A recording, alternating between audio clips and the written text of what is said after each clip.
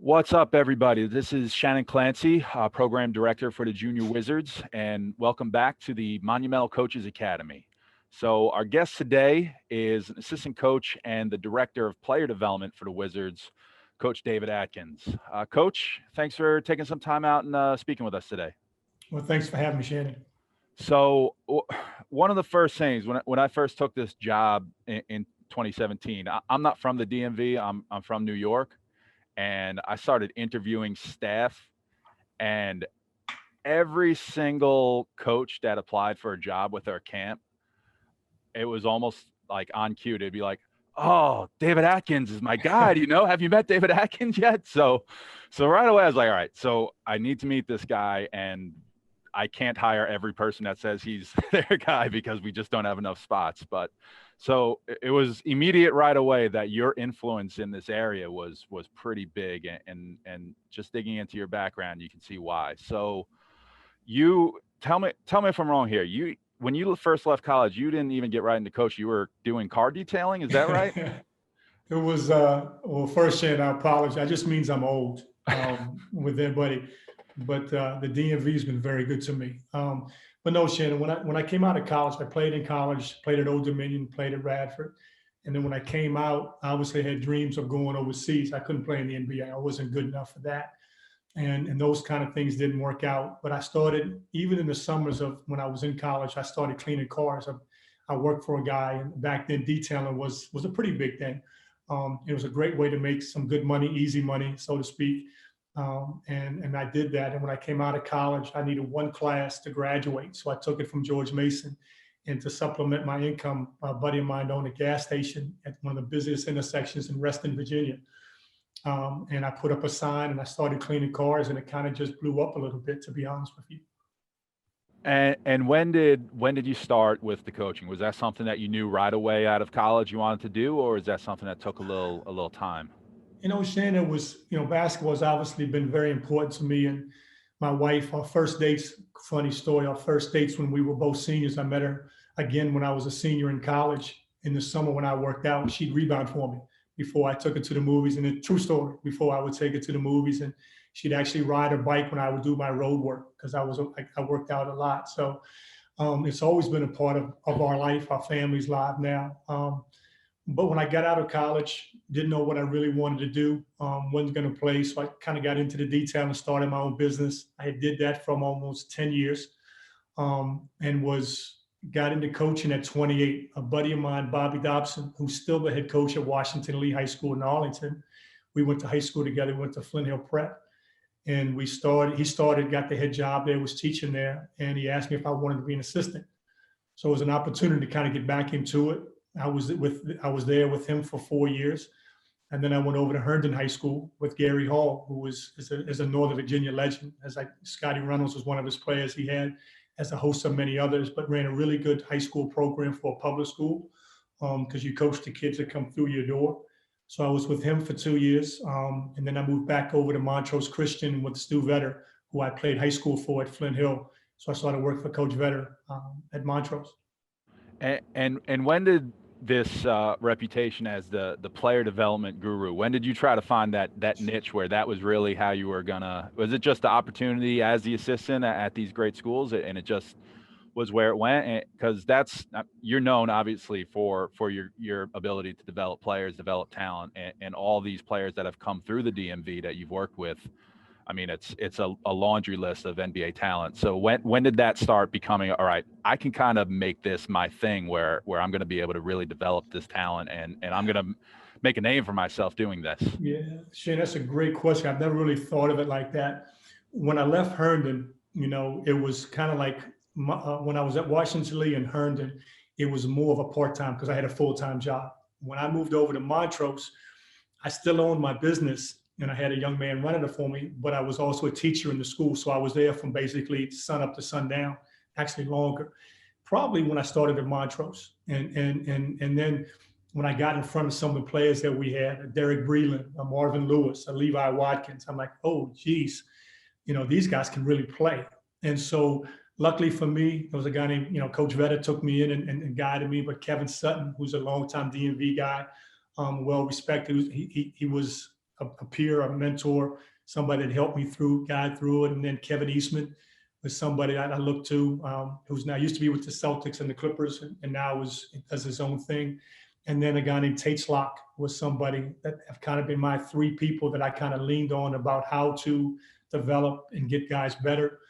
And then it was a lot of times, Shane, especially being in the NBA these last 6 years, a lot of times players would teach you and you can learn a lot. And I think that's one of the things, first, relationships are huge, but just the interaction with the guy and be able to find out what he does well, what he can improve upon, and then accentuate that.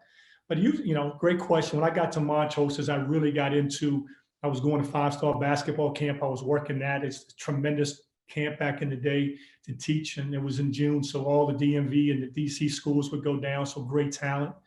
But 5-star was a huge part of my growth. And then every day just getting in the gym and getting guys in the gym and trying to identify what they were good at and then how we can kind of tighten that up. One of the things I'd say, Shannon, and you guys do a great job with all the camps that you guys, your organization, but what worked for you in middle school might not work for you in high school, and definitely not in college. And so if it took you 3 dribbles in middle school, it's going to have to take you 2 in high school and 1 in college. It's that simple. And so I think I'm different than most guys. And when I see player development is obviously a Brad Beal. Brad Beal's mother taught him how to shoot. What am I going to tell him? You know what I mean? And Drew Hanlon's done a phenomenal job with Brad, but sometimes I can see something where Brad, maybe his footwork isn't as strong, is not as strong, but is not as balanced. And so there's things like that I see in being with Brad 6 years that I can say to him that he can say, okay, he gets it. But that's what, so your question was it was really when I got to Montrose, as I really started to, that was, I think, was needed. Back then you didn't have all these, these trainers, Instagram trainers or player development guys. You just didn't have that. And so that was a niche that I thought was important. And at Montrose, Shannon, a long answer, I'm sorry, but at Montrose, we had the time to work guys out in the morning. And so we started something, a breakfast club, where guys would get in early. We'd work out for 30 minutes. They'd go take a shower, go to school. After school, we had study hall. We had practice. They went home and we did it again. And that's something that I'm a big person. You know this because we've battled a little bit over getting on the court with Isaiah Thomas. But I'm a ritual. I'm a creature of habit. I like the habits. I like, of doing things the same way each and every day. But that's it. I mean, it was really Montrose, and I was fortunate to go to DeMatha Catholic High School with Mike Jones. And obviously we had great talent there, but he allowed me to get guys in the morning. And that was something it was so cool because the guys, you knew they had to go to bed early the night before. They had to get there awful early because I started at 6, and then they had to make sure that they stayed awake in class. And so it's just something I just think is just the ethic of their work. The work ethic of them being able to do that on a daily basis. Yeah. So I find a lot of times the assistant coaches, I was always an assistant coming up, and when you find that time to take the players, you get up there, you get up early, you stay after school, you work out for them, you develop that trust. And when that trust starts coming in, they really start, buying into what you're doing and it really allow you to push them further. You touched on trainers, on how that's kind of blown up and taken on, some for good, some for bad, in the world today. So being so involved in player development, I just wanted to get your opinion on what your thoughts are, especially for our high school coaches who sometimes might have that battle where they're asking the player to do one thing, but their trainers might be telling them something else. So how should high school coaches, balance that dynamic that is becoming more and more prevalent each and every year as we go on here? Well, for me, back when I was at Montrose and DeMatha, it was more the AAU coaches. It wasn't the trainers, because the AAU coaches, and I was a teacher at Montrose. I was a teacher at DeMatha, and it's you have to adjust. You have to, or you get passed by. And so with trainers, to me, I get evaluated on 2 things: wins and losses. That's it at the professional level. Really at the college level as well, and really at DeMatha, obviously, they produce gentlemen and scholars, but Mike Jones, it's about winning. It's teaching the attributes that it takes to win in the classroom, in the community, and on the court. there's great trainers out there. I deal with everybody or player. I just had a call on Sunday with Noah LaRouche that works out Jerome, with Drew Hanlon that works out Brad, Nico Hines that works out Thomas Bryant, whoever, Alex Bazell. And to me, my job with the Wizards is I oversee player development. That's a year-round job. They need to get away in the professional. They need to get away from our boys. And they're with us so much and so much time. But I also want to make sure that those coaches or those trainers that are working them out know what we want them to do. Because I'm going to talk about it. The NBA is 90% a role-defined league. So you can go work on your step back. But this year with John Wall, you need to make an open jump shot. You know what I mean? We don't need a step back because John Wall, Brad Beal are going to get you wide open looks. So the game will tell you what you need to work on. At an earlier age, at a younger age, I think there's a need for skill development. But it also, in the spring and summer, you work on your individual skills. In the fall and winter, you work on your team skills. But you can work on your team skills throughout the year. And so to me, one of the things, and it's a long-winded answer again for you, but one of the things that we're trying to change is everything is one-on-one. Now, all these guys got one-on-one workouts where there's 4 other teammates and 9 other players on the court. So how can you get what you want done with that individual player within the team concept? And I think you can always do that with your trainers. Trainers, like I said, but it also at an earlier age, kids should play more than one sport. Because once you get identified as this, and we do it so early. Come on, I saw Nolan Smith. I saw Quinn Cook when they were 6th, 7th grade. I saw Mike Beasley as a 6th grader. I saw Kevin Durant. And you knew that those guys had a chance. And they but basketball in the DMV is so good and so well run and so well coached at every level.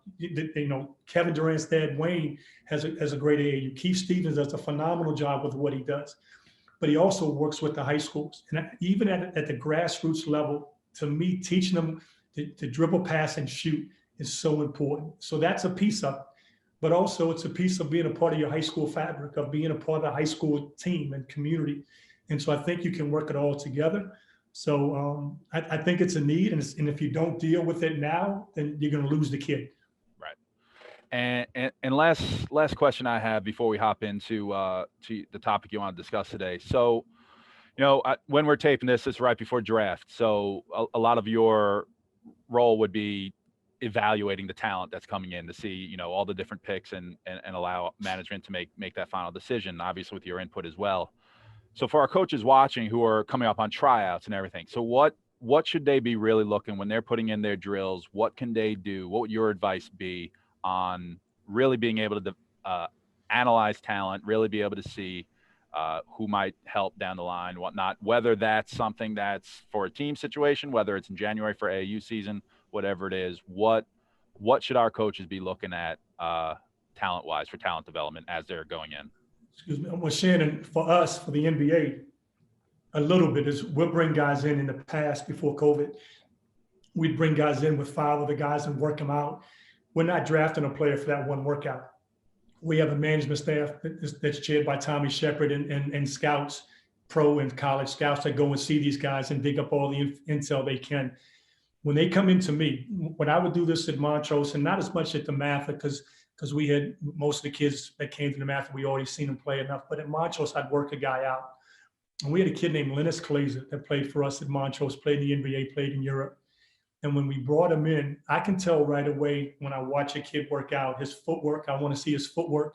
Is he on balance? Is he able to stay low in the basketball in an athletic stance? I want to see his hands. I want to see his touch around the rim. Everything else, and Lennis was coming over as being he was actually the MVP of the 16 and under World Championship game. So we knew he could play. I showed him a post move and he knocked me over. I knew right away he was a kid. But to me, in high school, when I was at WNL, when I was in Herndon, at DeMatha, when they have tryouts for freshman, JV, and varsity, there's over 100 kids. Victor Oladipo and Jaron Grant tried out with 100 other kids for freshman basketball. Think about that. If you think that you have to go from freshman to varsity as a 9th grader, Victor Oladipo and Jaron Grant both played in the NBA. Both are in the NBA. They played freshman basketball. Now, we knew they were going to make the team, but they tried out. There's something to be said about that competitiveness. But to me, what I want to see is high school basketball is about not just about who the star is, it's about being a part of a team and sacrificing yourself for a team and being the person that can give up for the team. And so to me, that's more building the character of the person. But I want to see a kid's footwork, his hands. I want to see his touch around the rim. Obviously shooting is important, but then I also want to see, does he defend? Does he get down and does he want to play defense? I think everything you see on Instagram, and this is what trainers I get frustrated with, is I watch a guy work out and he never missed a shot. I watched Admiral Schofield play a pickup game over in Baltimore with great players. Carmelo was over there, Rudy Gay, and some great players. He never missed a shot. So I text, and this is my smart Alec way. I text Sco. I said, "Hey, Sco, man, tell your videographer to put the camera at the other end. How's your defense?" He looked phenomenal. But for Admiral Schofield to play for us, I've got to keep it real with him. He has to defend first. We're bringing back a 5-time All-Star. We've already got should be a 3-time All-Star with Brad getting 30 points. Hopefully we re-signed Dallas Bertans. To get on the court, you got to be able to defend. So I think teaching young people at an early age what they need to do to provide for that team, and it might not be sexy enough for them, but if they do that, they get more responsibility. That's what we do every day in the NBA with young guys. And you touched on Oladipo having to work his way through freshman team and whatnot. Do you think we've lost some of that competitiveness of guys having to work? We're ranking kids at 6th grade and whatnot. How is that really affecting players, especially as they come up? And do you see that sometimes with the college kids who you end up having to look at trying to see if they're going to be a future draft pick? Well, it all goes back to their core. It goes back to their home life. It goes back to their mentors and coaches and family members.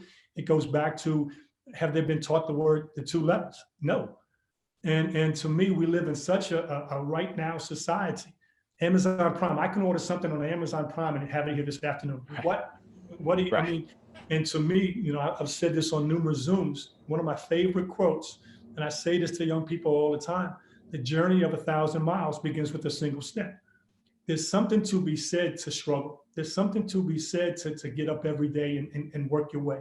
And Victor and Jaren and Lennis and Kevin and all the great players. But I can tell you, Tasha Ito, KJ Matsu, I can give you so many other names of guys that are not in the NBA that are successful young adults. And that's because of Bobby Dobson does it every day at WNL. Gary Hall does it now again in Charlotte. Coach Vetta's not coaching. Mike Jones does it every day.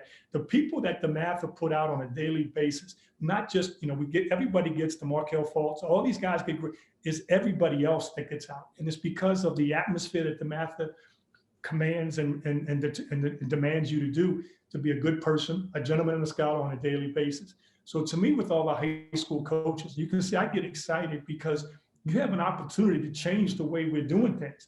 And with the social climate and craziness that we're in this world, to be my one political statement, your generation and the younger generation is going to be able to change it, because the person that we have in the White House right now has shown us that there's a lot of hate out there. And that's the one good thing. You know what? Now it's in the open. Now, how can we fix it? And that's not my one. And so to me, teaching young people how to be sacrifice for each other, that the team is bigger than the individual person. And that has to be taught on a daily basis, because we all are looking for the next LeBron James. But how about having everybody else that can help us win and be successful? That's great.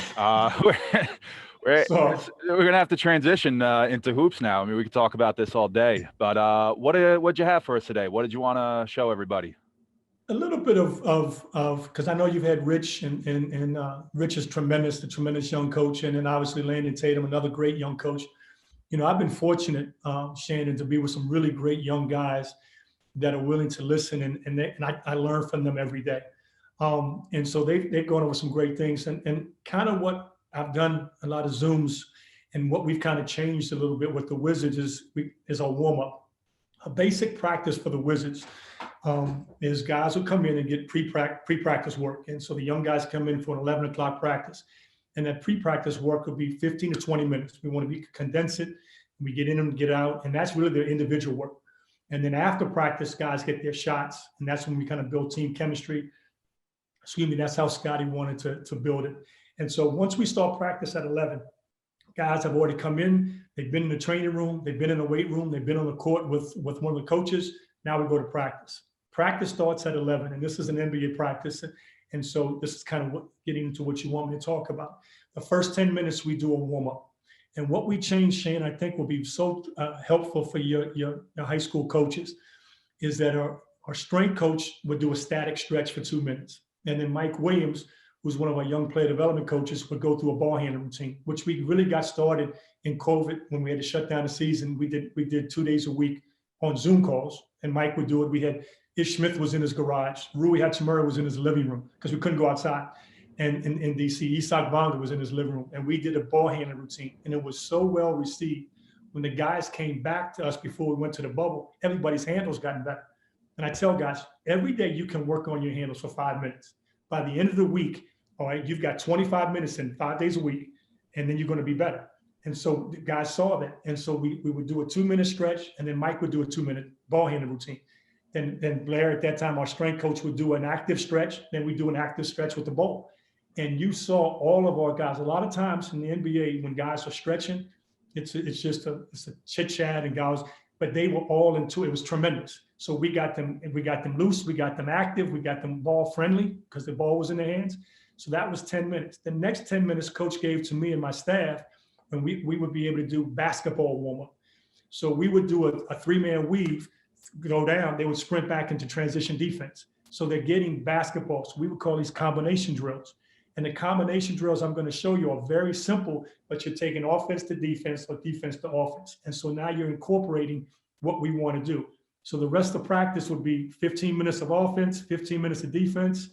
We probably have a 10 to 15 minute of situation scrimmage, shots, and we're out. Because in the NBA, everything is so much tightly one. We're not there for 3 hours. Right. So I think what I'm going to show you is our combination drills that we started to get the guys going. Great. Okay. So I'll share the screen. Optimize the video.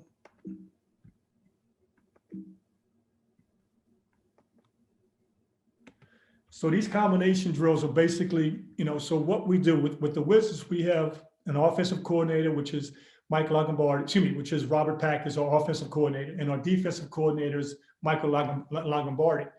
And so Longo and Pack basically oversee they have an assistant that helps them, what we do on offense and defense. And obviously Coach Brooks runs the whole show. And so with that being said, we've tried to take our schemes and concepts from the offense and the defense and put them together. And so you'll see some of these drills. The first drill I'm going to show you guys is some of our defensive standards. And so our defensive standards are pretty simple. And I'm going to go through this and then you'll see the drills. In the NBA, there's over 100 closeouts. Obviously, the three-point shot is huge. Teams try to take away the three, and even in high school, it's the same way. Closeouts. How do you close out? We call it a stick hand closeout. So when we close out on the defender, we want to take away the three first and foremost. The most important thing to take away for us as of last season, and we're actually going right through now with Zoom calls, how we're going to play. Are we going to take away the three, or are folks going to protect the paint? That's the discussion that we're having right now. Last year, we want to get them off the 3-point line. And so we want to take that away. So the first thing that we want to do when we close out, not like in high school, not like in college, we don't choppy step because the shot will be up. The first thing we want to do is have our hand up, and I'll show you the drill. So take away the three, and we want to catch the move. Anytime the ball's caught on the wing, we want to close out, influence baseline, no middle, and we want to catch the first move. We don't want to get blown by. And I go over that. And if I go too fast, Shannon, just stop me and ask me. Yep. And then something and I've given him so much credit, but Trevor Ariza taught me this 2 years ago when I was working with Troy Brown on closeouts. And Trevor was like, and this is how you learn from your players. Trevor was like, hey, DA, do you mind if I say something? I said, man, take over the drill. And Trevor laughed and he came out and he said he learned, and Trevor's been known as one of the elite defenders in the NBA throughout his whole career, starting with the Lakers. When he would close out, he would only allow the player to go one way. And a lot of times when guys close out, they close out to square him off, but you give him too much real estate. In a basketball game, I don't care if it's high school, college, or the pros, more real estate, the more area that the offensive player has, advantage offense. The less real estate, the less area that player has is advantage defense. So we want to already take one way away. And I think, obviously when you close out, you kind of loop out, and I'll show you that in the drill. I thought that was a tremendous teaching point from Trevor, and it really helps with our closeout, especially if you're not the most athletic guard closing out on a quicker, stronger guard. So Those when are you're options. It depends on who we're playing. I'm sorry, Shannon. no, when you're taking just allowing them only one way, is that dictated on strong hand, weak hand, or is that just basically where the help defense is going to be? Good question. It depends on where the ball is being caught. If it's in the middle of the floor, we obviously, because we want to weak our pick and rolls, send them to their weak hand, is we're going to force him left. If he's on the left side of the court facing the basket, we want to force him sideline to the baseline. But then if he's on the left side, and we're playing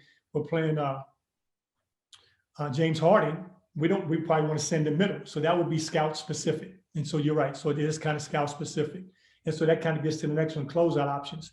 No middle. We're a no middle team. And if you do get beat middle, we're going to teach chest and hips and airplane defense, which I talk about. We want to make it a flat line drive, not a straight line drive.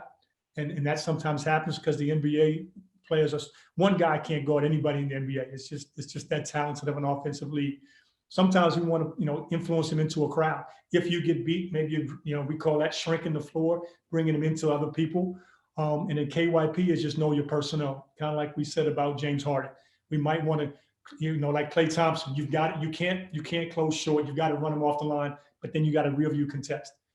So one thing, I'm going to stop here for a second, Shannon, and this is something that's simple, and I'm big in progressions, and I came up with this. 3 things you have to be a good defensive player at the middle school, high school, college, and it has to be an elite level if you want to be an elite level player. Drew Holiday just got traded last night from New Orleans to Milwaukee. And if you want to watch somebody defend, watch him. High school, college, I don't care. You got a guy that's 6'4", 6'5", is strong as anybody you see, and he can defend somebody full court, in the half court. He pushed Rui off the block. But to me, what he has is 3 things. What Drew Holiday has is 3 things, and I don't see it when I watch these workouts with college guys. When I watch college, I don't see it, and I'll just be honest with you, I don't see it because it's a mentality. What Drew Holiday is, first off, he's tough as nails. He's a tough, strong guy, so you have to be tough. Secondly, he competes. The whole Holiday clan, whatever they did, their DNA is amazing. He competes at everything he does. And then he has the 3rd thing is multiple efforts. And so to me, to be a very good defensive player and move your way to an elite, you have to be competitive. Excuse me. To be the 3 things you have to be tough. You have to like body on body, flesh on flesh contact. You have to be a tough individual. You have to compete. It has to piss you off that your man scored. It has to piss you off that your teammate got beat. And thirdly, you got to have multiple efforts. I don't care what we go over today, Shannon. I don't care what we do. And I teach all these things. We've got great drills. If you don't have those three things, toughness, competitiveness, and multiple efforts, you're not going to be a good defensive team. And to me, when I walk in the gym, when I go watch DeMatha, I want to see, are they doing those 3 things? Offensively, I know they're going to do it because that's what everybody wants to do. Are they going to do that defensively? Are they going to get down and be tough, compete, and multiple efforts? And I get excited about it because as a young player, if Admiral Schofield comes in and buys into that, he'll play for us. If he doesn't, he won't. So closeout options, airplane defense. Airplane is simple. You're going to get beat. And once you get beat, you want an airplane. You want your hands out. Because what happens is the NBA is so good. The Kyle Lowrys, the Dennis Schroeders, the James Hardens, when they drive, they're going to hook you. And so if your hands are in tight, if you reach inside the cookie jar, they're going to get a foul call. So we want our hands out. And it's something that we're working on now, watching some different players, is that we want to be physical with our chest and our hips because they won't call a foul, at least in the NBA. So we want to have an airplane defense, take the drive with your chest and your hips. And then multiple efforts. If it's a 3-point shooter, we want to run them off, and then we want to rear view contest, come back and rear view contest them. And obviously, as in any level, you want to finish with box outs. That makes sense, Shannon? Yeah, absolutely. No, and I think that's great points, not just for the coaches, but any players who might end up watching. The whole concept of you're going to get beat at times. No one shuts anybody out unless you're just playing just inferior talent. So you need to have multiple efforts. You need to take it personally, have those multiple efforts, and be able to recover, not just say, all right, I got beat, someone else's responsibility. You need to get back in it, and whether it's switching on to someone else's man because someone picked up yours, or contesting with the ball handler trying to get to the rim, you need to keep playing. The play's not over. So I You think that's know, a great point for our younger players who I might love be it. tuning And in. to me, it's like, when I go watch a workout, I'm gonna talk about Bobby Portis. Love Bobby Portis. You talk about a worker. And this was a year ago now, last summer, because he was a free agent. So I went out to LA to watch him work out. And Alex Bazell does a great job. Is a great. He's a basketball coach. He calls him a trainer, but he does a great job. He does women and men. And does a great job. But the whole workout was on one end. So Bobby came over and said, "Hey man, can I ask you something, Bobby?" I said, "Do you know that in basketball there's two ends of the court?" And he looked at me because he knows I'm a smart aleck. And I said, I know you want to get paid because of this end, but that end. And so I sent Alex some defensive edits. And so to me, if I went to a workout, it's always offense. So coaches, you got to change your mindset. We had Thomas Bryant, and before Thomas got paid 2 years ago, he came in. He was actually let go by LA, and he was I want to say an early second round pick, I think. But they got off of him, and so he came to us, and he is the hardest worker, the greatest young guy you're ever going to meet. I love Thomas Bryant, but he's all about offense. So Scotty Brooks told us, he said, "I'm gonna tell y'all now, from now on in his pre-practice work, 70% has to be defense. If I look out this window and see you guys doing 70% offense, I'm firing all you guys. Only 30% of his 20. Think about that." But I love that I get that directive from Scotty. And Alex McLean, who was in charge of Thomas, did a great job with him. Now he's still got to keep working on it, but that's what you have. If we don't, you are what you emphasize. You are what you emphasize, and all these guys, the coaches come in now. I got to teach them defense. How about doing a little bit of defense in every workout? It doesn't have to be a lot, and I'm going to show you some simple drills because what we just talked about. So I just think that you have to emphasize what you want to be good at. Okay, so the first drill, Shannon, we're going to go over, and this is just a simple two-man closeout drill. And you can have your principles. In this video, you can say, guys, don't go hard. Guys, you can critique this all you want. But if it gives you some thoughts and ideas on what you can do pre-practice, early in practice, that's what I want. We're going to be able to get 7 to 8 to 9 closeouts, which I just told you, there's 100 closeouts. There's 50 closeouts per team in an NBA game. We're going to get 8 closeouts per person in this one drill. And so now you're getting the reps. And so don't look at the way they do them, but what the concepts of what we're trying to do. And I can send this video, my email's at the end, so I can send this out, or you put it on YouTube, whatever, however you want to do it. Pretty simple drill. In the NBA, we want to cover boxes and elbows. We want to shrink the floor because John Wall is at C2.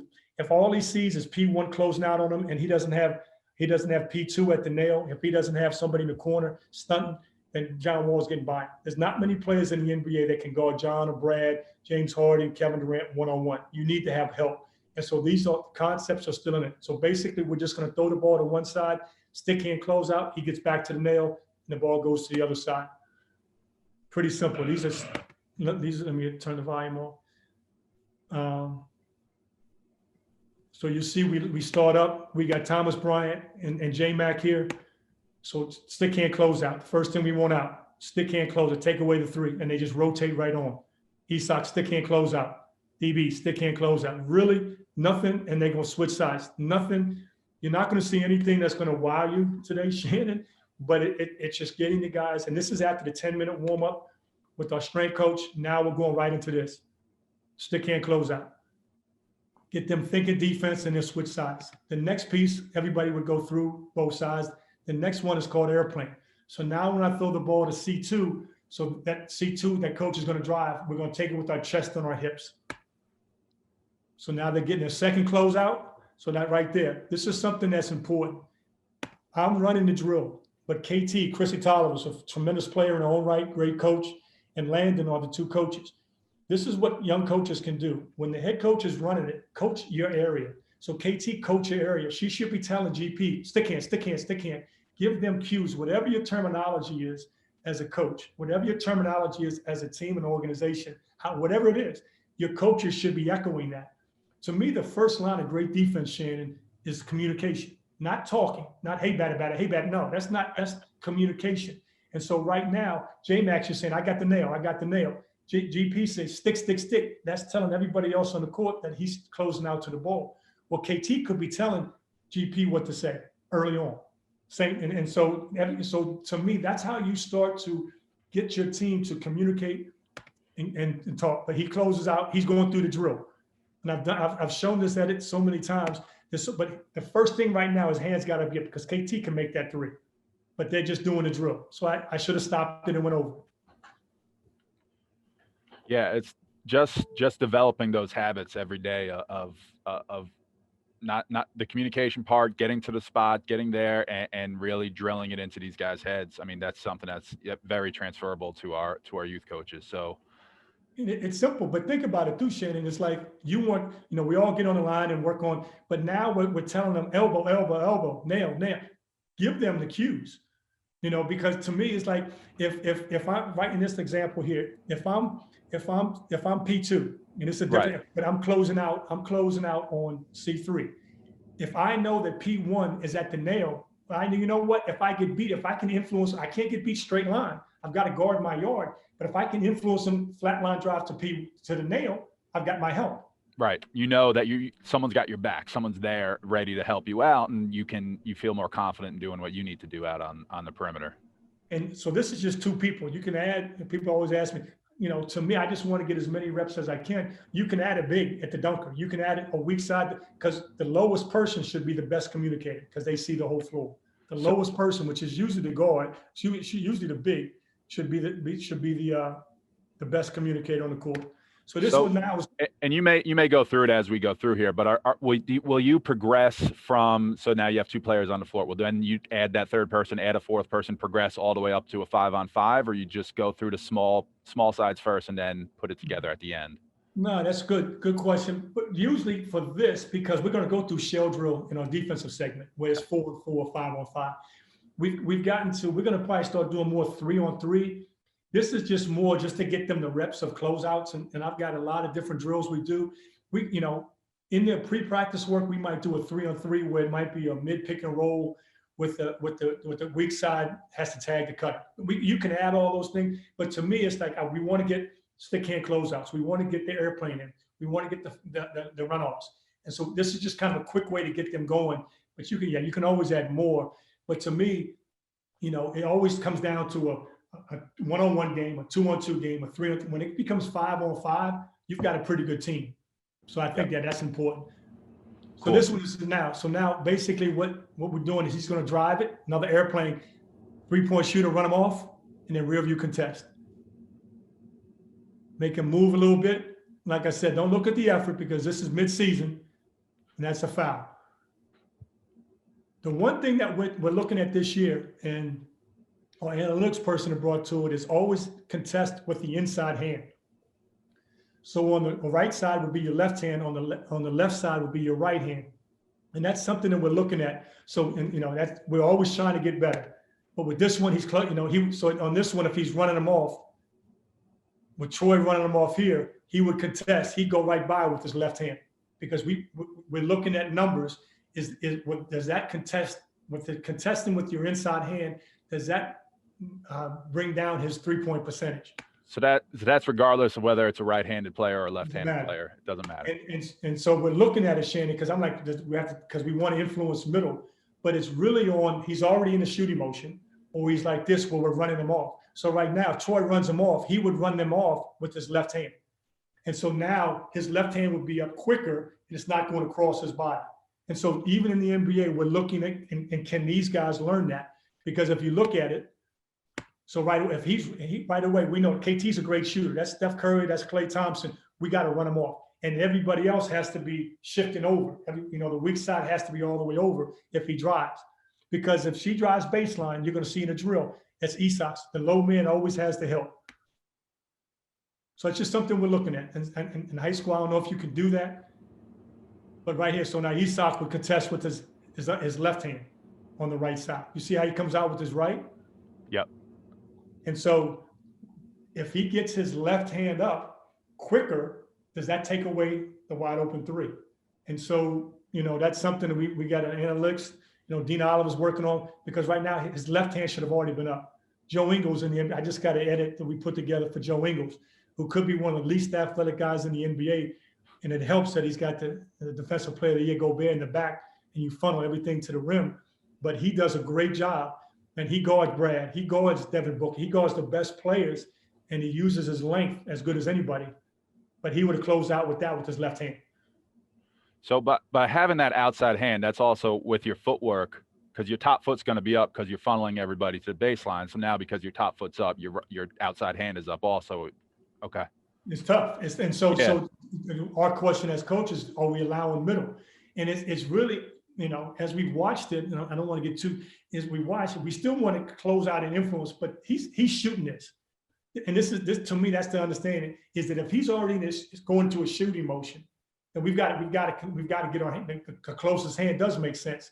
But if he catches it and he's not in that position, then we close out and we have our same tendencies, influence baseline, no middle. But like I said, it's like the shooters are so good, is our main emphasis going to be take away the three or protect the rim? So that'll determine what we want to do. But I think, like right here, if his left hand is up, it's going to be closer to the shot too. But just, to get back to high school, simple drills, you've worked on, you can have, like I say, I've already got you thinking, you might have something better for your team. Fine. But to me, we got 10 minutes and we're going through, what is it, in a defensive stance, in our help position, our shrink position, we call it shrink positions, being engaged, communicating. We're hitting all these things in this simple drill. Okay, this is another one. And now we're going to add offense to it. And so our offense is predicated. One of the toughest things to teach, I get this question a lot from college coaches and different people, is what's the toughest thing to teach? The most important thing to teach when they get to the NBA and offensively is spacing, because everything in high school and college is tight. And as I said, in the NBA, you want space because now you have driving angles and you get teams in rotation. So one of our big things is just a quick attack series, and we just added our defensive closeout to our quick attack series.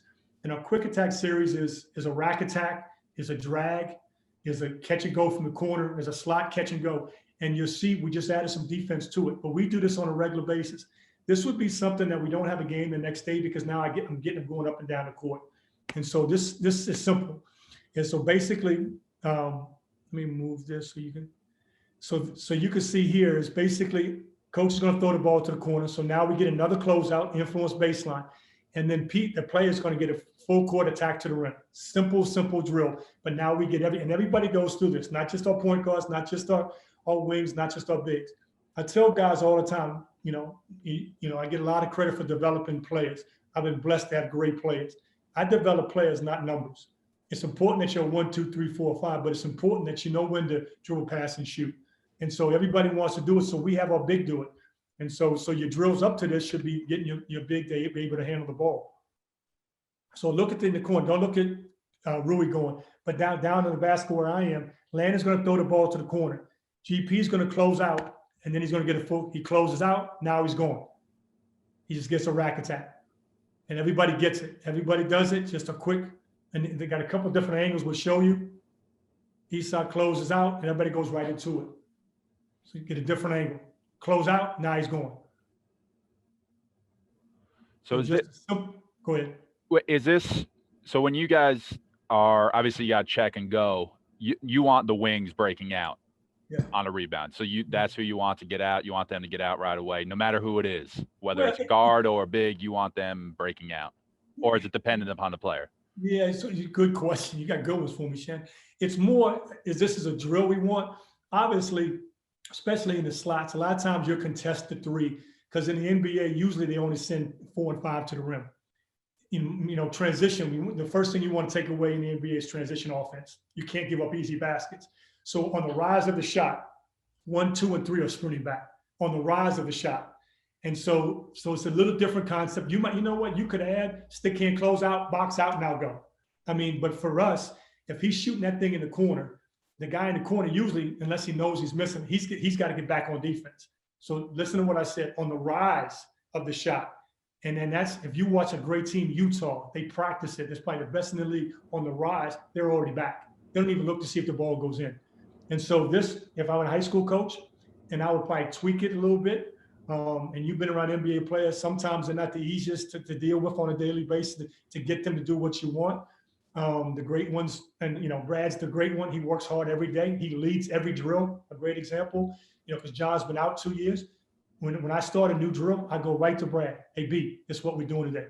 You good with that? Yeah. Okay, I need you to do this. And so to me, coaching is getting your best player to buy in right away. And so then I'm like, yo, B, I need you to set the tone today. And he might, and I know B well enough. He's not a big talker, but I think he respects me enough that I know what I'm doing, how I'm doing it. He's seen my daily grind. He's seen my daily work.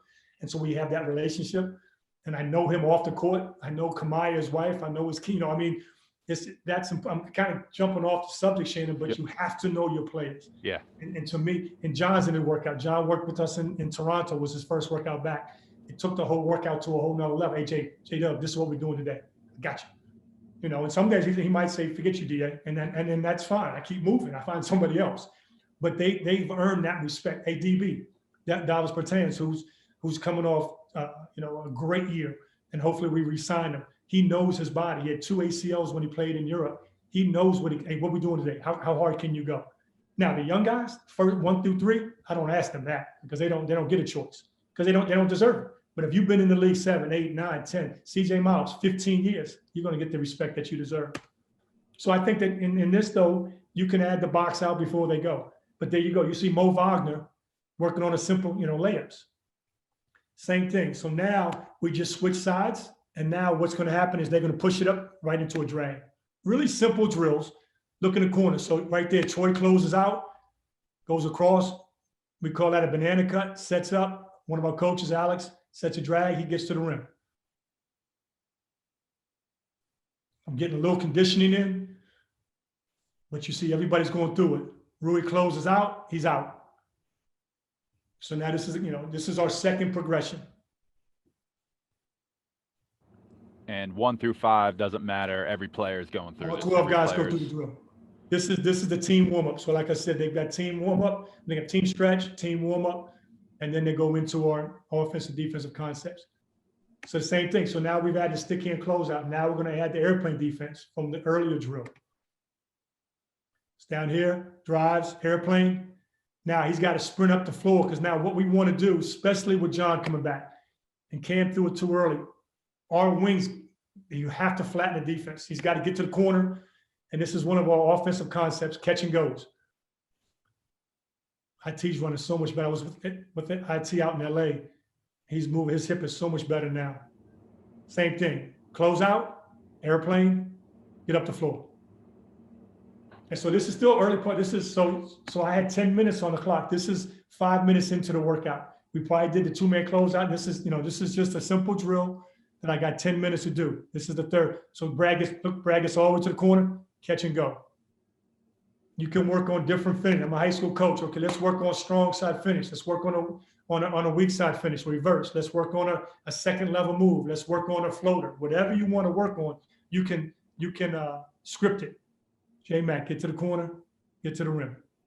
And I think one of the most important things that our coaches can take from watching all this is that every little piece of this is game transferable. So you're not just running out wide because we want you to run hard. It's like, no, when we get in the game, we want you out there because we're going to push the ball and you need to flatten that defense out. You need to stretch your corners and be ready for a 3 or the ball handler penetrating to the rim because the defense is worried about you in the corner. So there's no wasted part of any of this. It's all stuff that is going to help you in a game.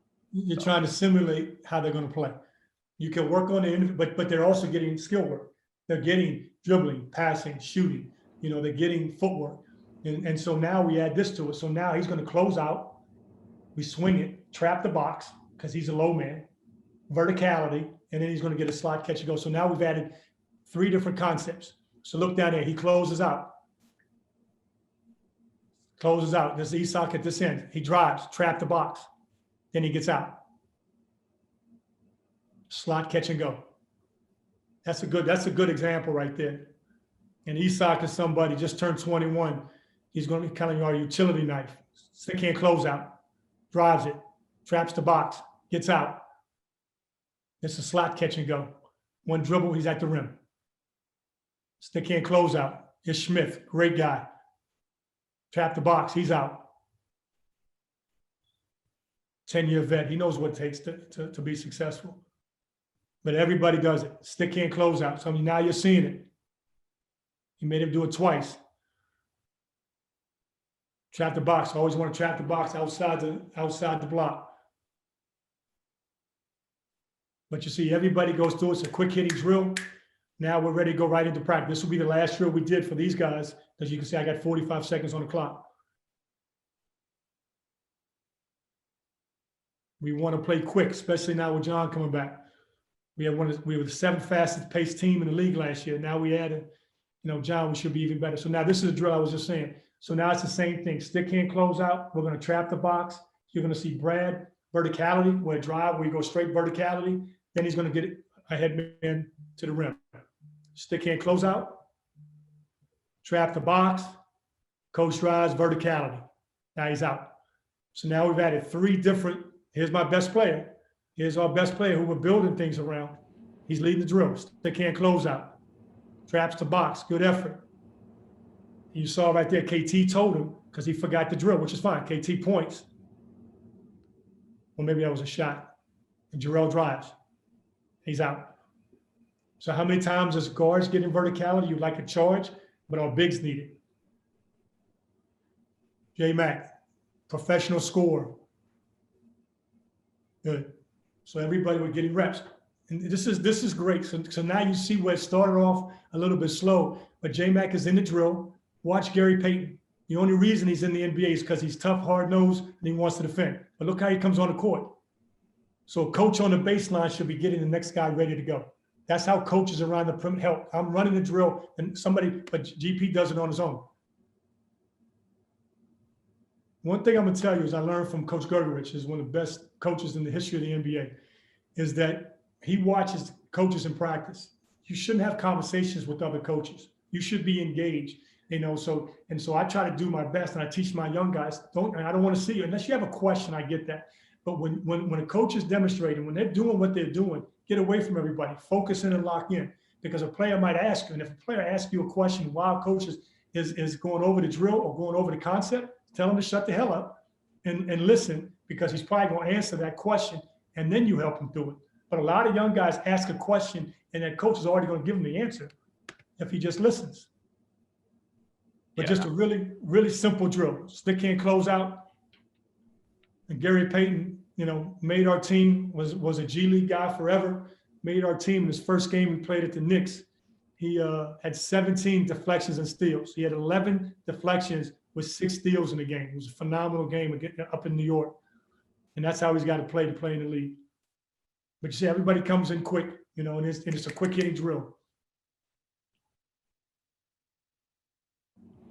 So I love 2 points that you made just on this drill alone.